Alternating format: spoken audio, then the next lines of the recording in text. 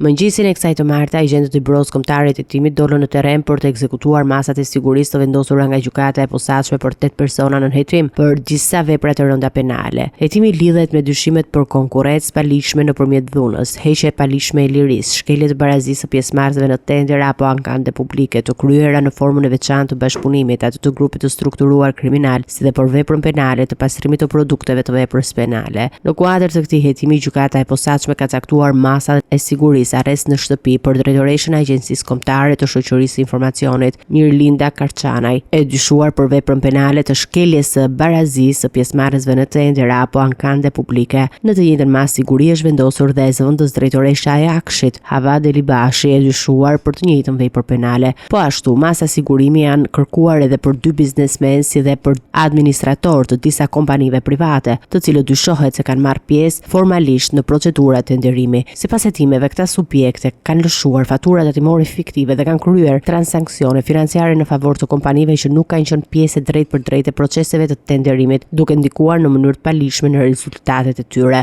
Në kuadër të këtë njëjtës dosje, gjykata e posaçme ka vendosur masën e pezullimit nga detyra dhe ndalimin e daljes jashtë shtetit për zëvendës drejtorin e policisë së Tiranës, Erjon Ismaili. Ai dyshohet për kryerjen e veprës penale të konkurrencës së paligjshme nëpërmjet të dhunës, realizuar në formë të veçantë të bashkëpunimit si grup i strukturuar kriminal. Në një njoftim zyrtar, prokuria e posaçme kundër korrupsionit dhe krimit të organizuar bëri me dije se personat në hetim dyshohet se kanë kryer një sër veprimesh të kundërligjshme gjatë procedurave të prokurimit publik. Sipas pak, këto veprime përfshin përcaktimin e kritereve specifike që nuk parashikohen nga ligji me qëllim favorizimin e disa kompanive të caktuara në dëm të konkurrencës së lirë. Hetimet kanë zbuluar gjithashtu se përfaqësues të kompanive pjesëmarrëse në tendera janë detyruar të heqin dorë nga ankimet për procedurat e tenderimit, duke u privuar nga i drejta ligjore për të kundërshtuar vendimet. Ky veprim sipas prokurisë së posaçme ka hapur rrugën për shpalljen fituese të kompanive të paracaktuara, pasi shqyrtimi i ankimimeve mund të kishte sjellë ndryshime të renditjes përfundimtare të fituesve.